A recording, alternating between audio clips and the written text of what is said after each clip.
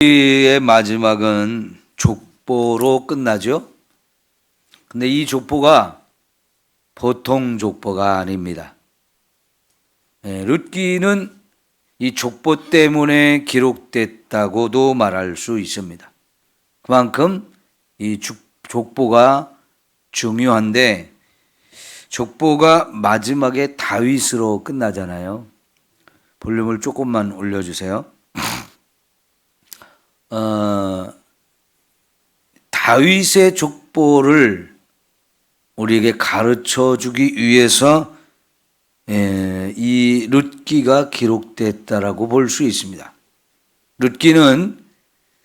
룻은 이 다윗의 조상이 되지요. 다윗의 조상. 그래서 이게 너무너무 중요한 말씀이 되는데요. 여러분, 어쩌다가 요 앞에 계신 분들 그만 저 보세요. 왜 자꾸 성경 넘겨요? 룻기 못 찾으셔서 그래? 예? 자, 룻이 어쩌다 이렇게 다윗의 조상이 됐을까요?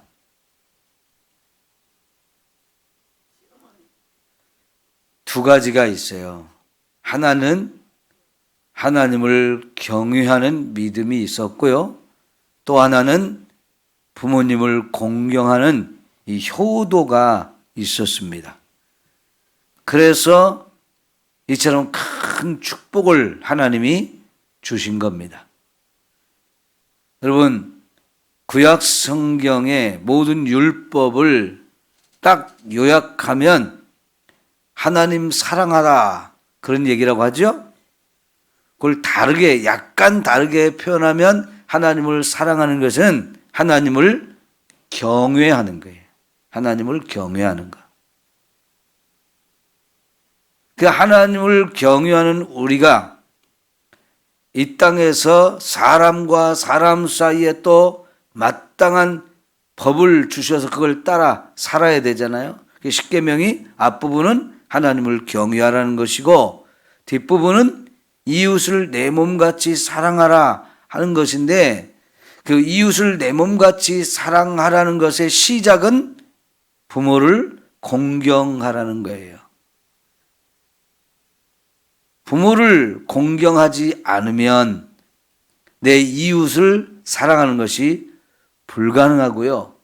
부모를 공경하지 않으면 결국 하나님을 경외한다는 것도 거짓말이라는 겁니다. 왜요? 보이는 부모를 공경하지 않는데 보이지 않는 부모를 공경한다? 경외한다? 맞지 않는 거지요. 부모는 하나님을 대신해서 저와 여러분을 사랑해요. 얼만큼 사랑합니까? 모든 것을 다 바쳐서 자식을 사랑하잖아요. 특히 어머니들의 모습에서 아들을 사랑하는 거 보면 남편도 필요 없어요. 아무리 남편이 잘해줘도 아들을 딱 낳으면 모든 사랑이 아들한테 딱 가지 남편한테 안 가요. 희한하죠? 왜 그럴까요? 하나님이 주신 마음이에요. 하나님이 주신 마음. 그렇게 우리를 사랑하면서 길렀는데 또 이게 자식이 부모를 그만큼 사랑하냐? 그러지 못하지요. 하나님께서는요, 이 자녀들이 당연히 부모를 공경해야 된다라고 법으로 주셨어요. 명령하셨다는 말씀입니다. 그런데 이게 쉽지가 않아요. 자식된 입장에서 부모를 공경하는 게 그렇게 쉽지 않습니다. 그래서 룻은 이방 여인이고 이미 남편도 죽고 시어머니 홀로 남은 그 시어머니를 자기 친정 어머니보다도 더 사랑하듯이 그렇게 사랑하며 공경한 것 같습니다. 그래서 하나님이 이런 특별한 은혜와 축복을 주셨다라고 볼 수 있습니다. 자, 그러면서 이제 마지막에 이 18절부터 22절에 다윗의 족보를 우리에게 소개하고 있는데, 이 족보가 그대로 마태복음 1장에 들어가 있죠. 마태복음 1장에 이 족보가 그대로 들어갔습니다. 그런데 이 족보가 마태복음으로 들어가면서 추가된 게 있어요. 뭐가 추가됐을까요? 여자의 이름들이 들어갔습니다. 여기에는 여자의 이름이 안 나오죠? 그런데 이 족보가 그대로 마태복음에 들어가면서 그 마태복음에는 여자의 이름이 3명이 들어가요. 첫째는 여기는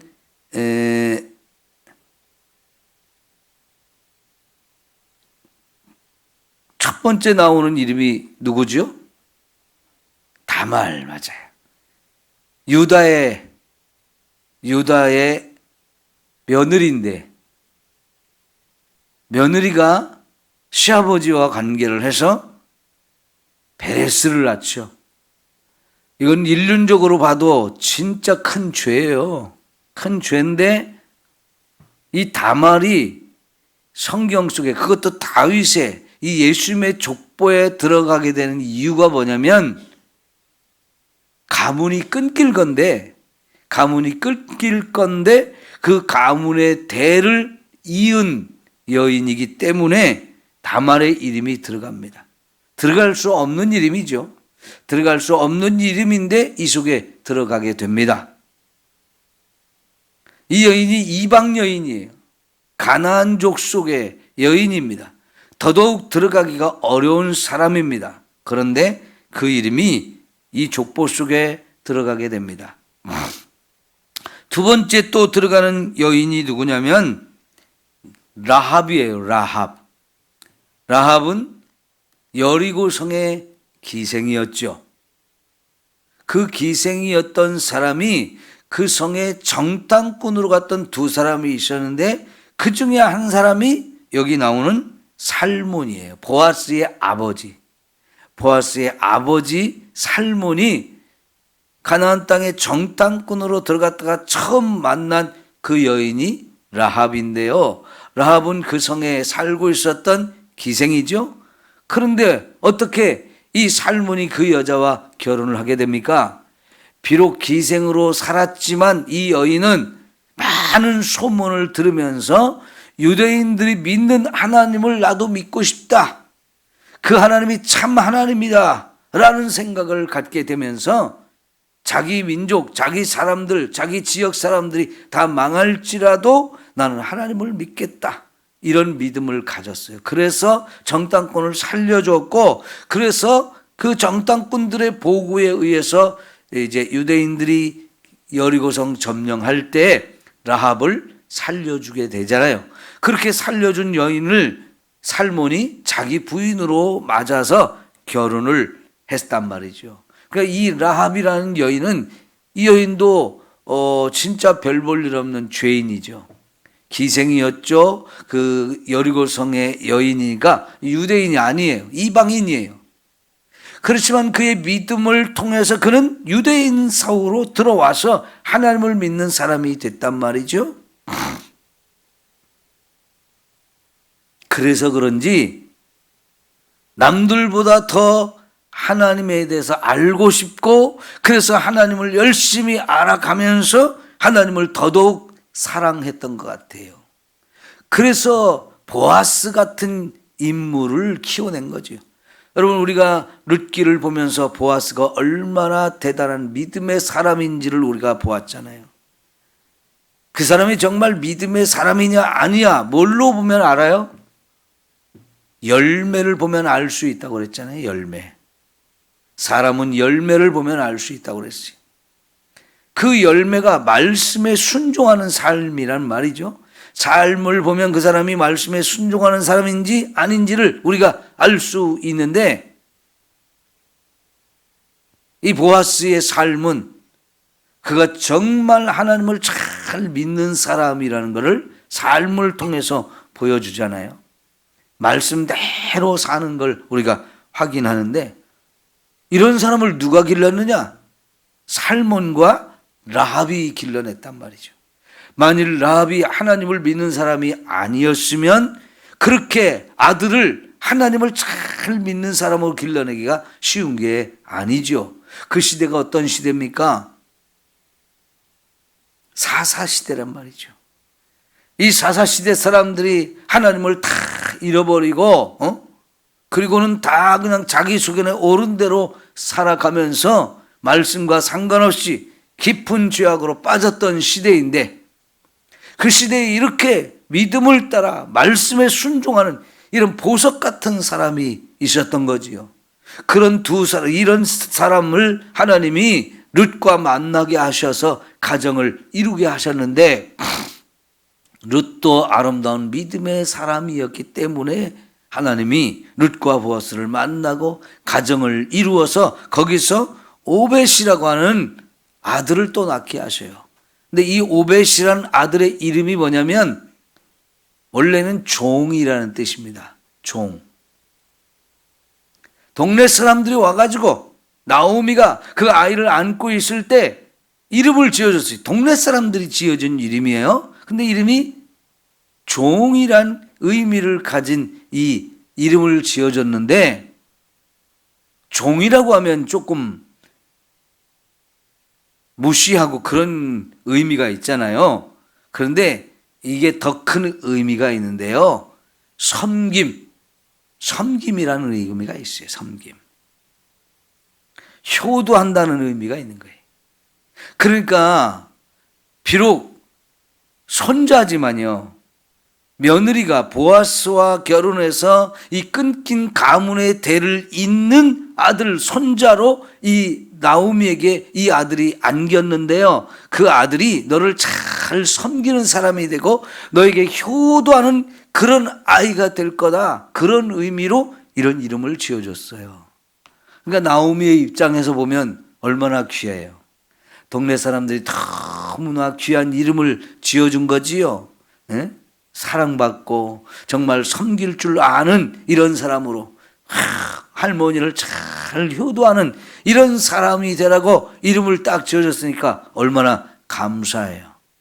그 나오미 입장에서요, 며느리에게 잘 하고 섬기니까 결국 이런 섬김을 받잖아요. 그죠? 남을 섬길 줄 아는 사람이 또한 섬김을 받을 줄 알게 되어지는 거지요.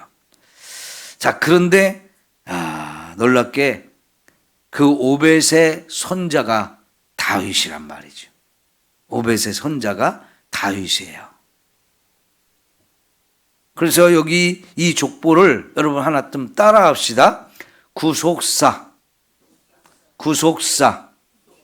구속사라고 말할 수 있어요. 오늘 제목이 구속사라고 이렇게 제목을 붙였는데요.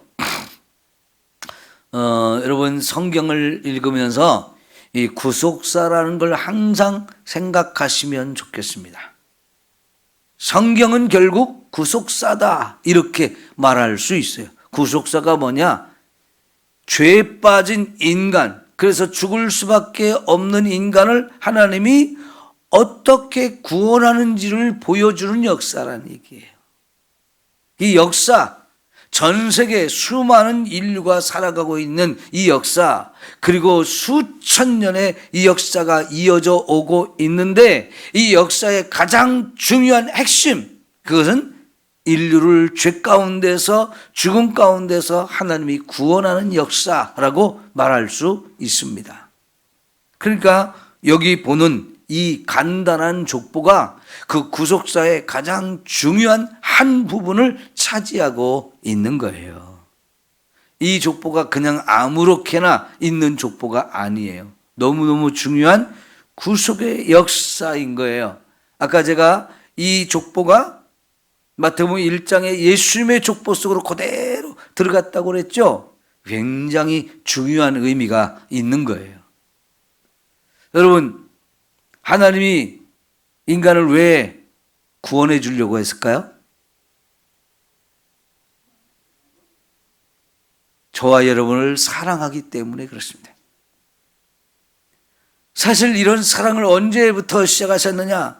우리를 만들 때부터 하셨지만은 그 사랑이 더더욱 절절하게 우리에게 임한 것은 어떤 때냐면 아담과 하와가 하나님의 명령을 불순종하고 선악과를 따먹은 그 순간부터 하나님은 우리를 사랑하지 않을 수가 없었어요. 왜요? 그냥 두면 죽을 수밖에 없으니까. 사랑하지 않으면 지옥에 멸망시킬 수밖에 없기 때문에 그때부터 하나님은 더더욱 사랑을 하신 거예요. 우리가 생각할 때는 아니 하나님 명령 불순종해가지고 하나님 말씀대로 지옥 갈 수밖에 없고 죽을 수밖에 없는 인간인데 미워하는 게 당연하잖아요. 말도 징그럽게 안 들어.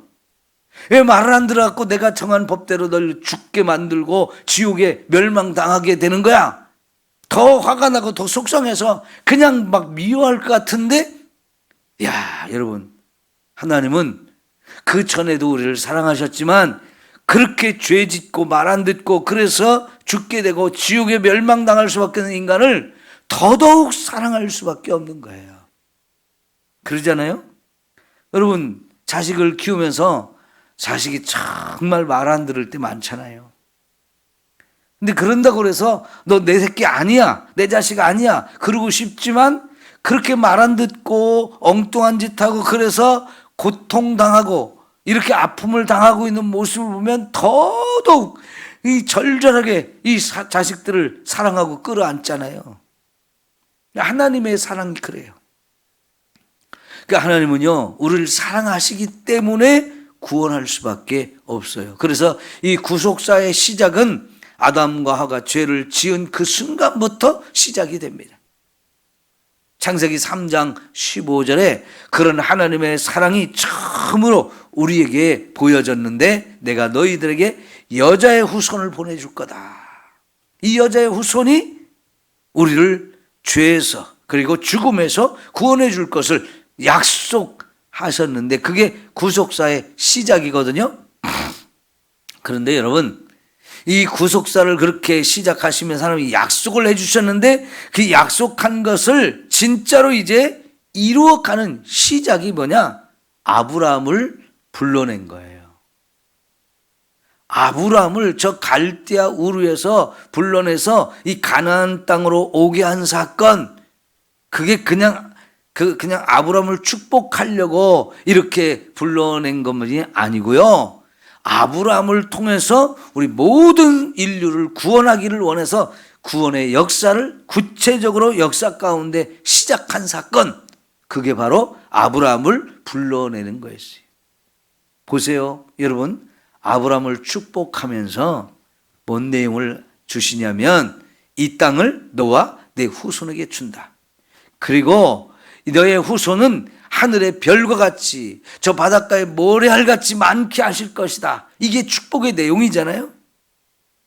왜 그렇게 자손을 번성하게 하시겠다는 겁니까?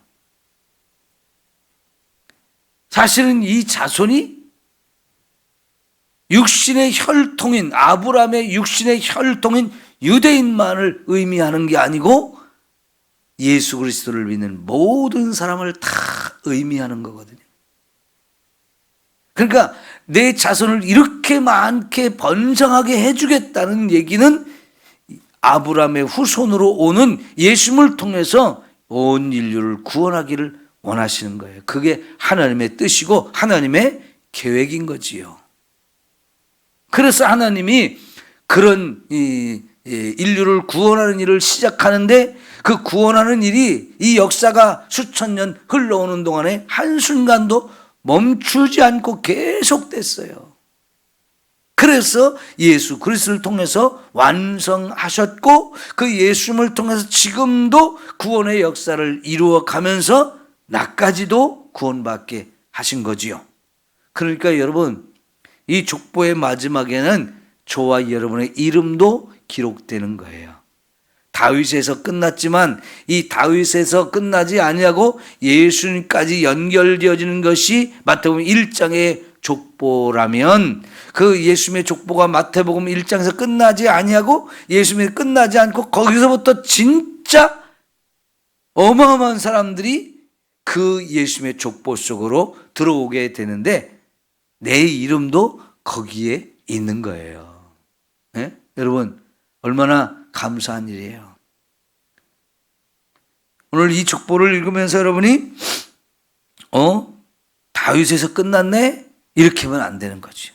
내 이름도 이 속에 같이 들어간다는 사실을 생각하면 이게 얼마나 놀라운 거예요. 여러분 집에 족보 있습니까? 없습니까? 있죠? 네, 저희 집에도 있어요.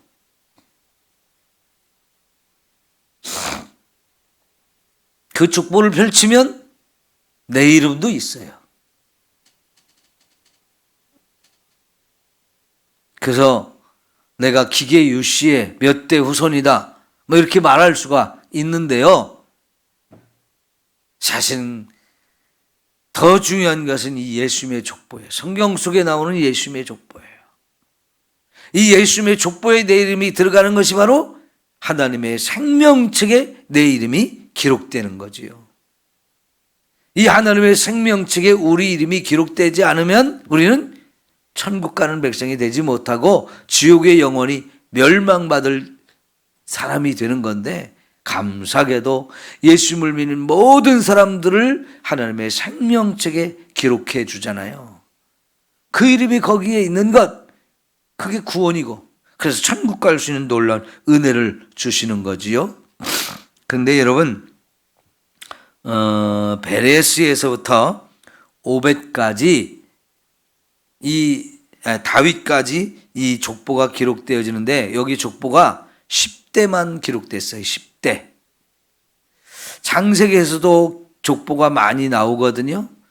그리고 성경 속에 족보가 많이 나오는데, 이 구약의 족보는 대부분 10대로 기록된 게 많아요. 10대 이렇게 했는데, 원래 그러면 여러분 베레스에서부터 요 다윗까지 거의 900년입니다. 900년. 그런데 900년을 이어가는 동안에 10대만 있을까요? 10대를 건너가는데 900년이 막 싹 갈까요? 사실은 그렇지 않아요. 이 사이사이에 많은 이름을 좀 생략을 했어요. 왜냐하면 여러분 이 히브리어가 참 특징이 뭐냐면 외우기가 좋아요. 외우기가. 암송하기가 좋다고요. 굉장히 히브리어는 말을 이렇게 글로 쓰거나 말로 하거나 할 때 굉장히 리듬이 있어요. 리듬이. 그리고 이렇게 암송하기에 참 좋은 이런 언어이다 보니까 하나님은 암송을 굉장히 강조하셨는데, 이걸 암송을 잘하게 하기 위해서 10대로 다 맞춘 거예요. 창세기에 나오는 많은 족보들이 10대로 다 맞췄어요. 그 원래 10대이기 때문에 10대로 맞춘 게 아니라 그보다 더 많은 사람이 있는데 그걸 줄여가지고 좀 생략할 사람들을 생략하고 10대만 기록하고 있는 거예요. 그런데 여기도 그런 전통에 따라서 딱 10대만 기록을 했습니다. 그러나 이 10대가 정확한 10대가 아니고 그 중간중간 많은 사람들을 빼고 10대로 이렇게 정리를 한 거지요. 그러면 이거를 펼치면 이 속에 어마어마한 역사 이야기가 팍 쏟아져 나오는 거예요. 그래서 이 족보는 압축 파일이다 그랬어요. 압축한 거다. 부채가 쫙 펼치기도 하고 접기도 하잖아요. 그런 것처럼 이 족보는 쫙 펼쳐진 것을 쫙 좁혀가지고 딱 간단하게 만들었어요. 그래서 이 10대 이름만 기록해도 그 사이사이에 있는 수많은 이야기를 다 펼칠 수가 있게 되는 거죠. 마태복음에 나오는 예수님의 족보는 아브라함부터 다윗까지 14대로 맞추고, 또 다윗에서부터 이제 바벨론에 멸망할 때까지 14대로 맞추고, 바벨론 멸망에서부터 이제 예수님까지 14대 이렇게 14대로 맞췄죠. 그러나 구약 성경에 많은 족보는 10대로 맞춘 것을 우리가 볼 수 있는데요. 그렇게 하기 위해서 생략된 부분도 많고, 그걸 통해서 딱 압축해서 창세기에서부터 다윗까지 이 족보 하나면 그 속에 수많은 얘기를 다 담을 수 있는 거예요. 이 성경의 특별한 그런 방식인데요. 여러분, 하나님께서는 저와 여러분이 하나님의 말씀을 잘 알기를 원하신 거죠. 그래서 이런 방식을 통해서 우리가 하나님의 말씀이 쫙 압축되었지만 이렇게 또 쫙 펼쳐서 그 속의 이야기들을 잘 이해하고 깨닫고 말씀 위에 우리가 서기를 원하셨던 거지요. 예, 오늘 여기까지만 하겠는데요. 여러분, 내 이름이 생명책에 기록된 게 최고의 축복이죠? 네, 최고의 은혜입니다. 그거 하나만 우리가 오늘 기억해도 하루 종일 감사하며 살 수 있는 거예요. 그죠? 생각만 해도 너무 기쁘고 너무 놀라운 이야기예요. 최고의 은혜이고 최고의 축복이라고 할 수 있을 것입니다. 기도합니다.